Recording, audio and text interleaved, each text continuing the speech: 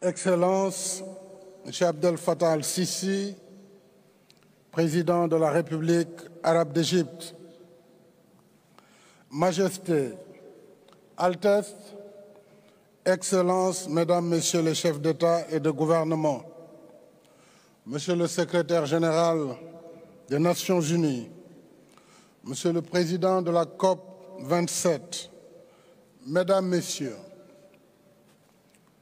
au nom de l'Afrique, je vous remercie vivement et vous félicite, chers frères, Président Abdel Fattah al-Sisi, pour votre aimable invitation et l'accueil convivial qui nous est réservé en terre égyptienne, parée de sa belle identité arabo-africaine et de son charme maritime.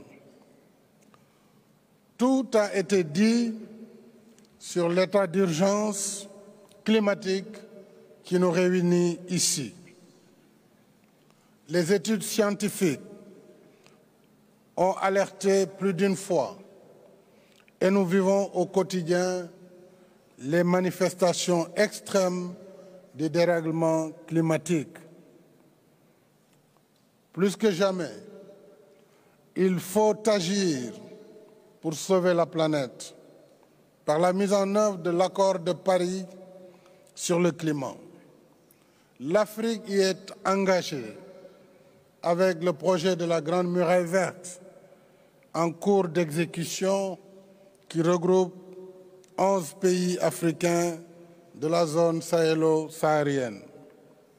Et ceci autour d'activités de restauration des terres et d'activités de reboisement et de création d'activités agro-sylvopastorales. Mesdames et messieurs, même si elle ne contribue que pour moins de 4% des émissions de gaz à effet de serre, l'Afrique souscrit à un développement sobre en carbone et résilient au changement climatique pour un objectif de neutralité carbone à un horizon raisonnable. Nous sommes pour une transition verte, juste et équitable, en lieu et place de décisions qui portent préjudice à notre processus de développement, y compris l'accès universel à l'électricité dont 600 millions d'Africains restent encore privés. Je rappelle qu'avec la forêt du bassin du Congo, notre continent abrite également un quart de ce qui reste encore des forêts tropicales, offrant à la planète un de ses rares poumons verts, refuge de biodiversité qui contribue à la séquestration du carbone. Nous voulons aussi aller de l'avant dans l'adaptation au changement climatique. Nous en supportons le coût avec le développement de projets verts financés souvent par recours à la dette, alors même que la mise en œuvre de l'adaptation doit être financée par des dons conformément aux engagements convenus.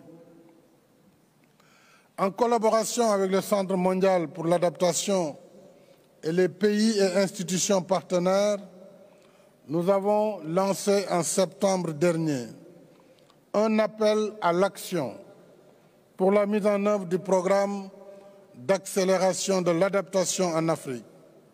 Et c'est le lieu de remercier ici les pays européens ainsi que la Fondation Gates qui ont été les partenaires qui ont contribué à hauteur de 90 millions d'euros, et ceci pour faire un effet levier en vue de lever 9 à 10 milliards d'euros pour l'adaptation. Et selon le Centre mondial, le financement cumulé de l'adaptation prévu avant 2030 représentera, hélas, moins du quart des besoins estimée par les pays africains dans leur contribution déterminée au niveau national. Sharm el-Cheikh nous offre à tous, pays développés et en développement, l'occasion de faire ou de subir l'histoire. Faire l'histoire en tenant nos engagements, tous nos engagements, dont celui convenu de 100 milliards de dollars par an pour soutenir les efforts d'adaptation des pays en développement et qui peinent à être entièrement réalisés.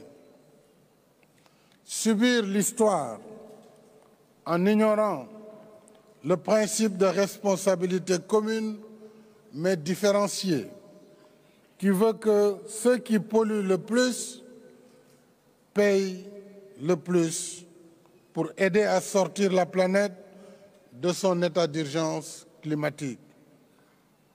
L'Afrique est venue au rendez-vous de Sharm el-Cheikh dans un esprit de participation responsable au sauvetage de la planète, résolue à faire l'histoire et non à la subir. Nous sommes disposés à travailler avec tous les partenaires pour que la COP de Sharm el-Cheikh ne soit pas un constat de plus sur le péril climatique tel que le film vient de nous le montrer, mais une action de plus en faveur du climat dans l'intérêt des générations actuelles et futures. Assurément, le temps ne doit plus être aux promesses, mais à l'action pour sauver la planète, notre habitat commun. Je vous remercie de votre aimable attention.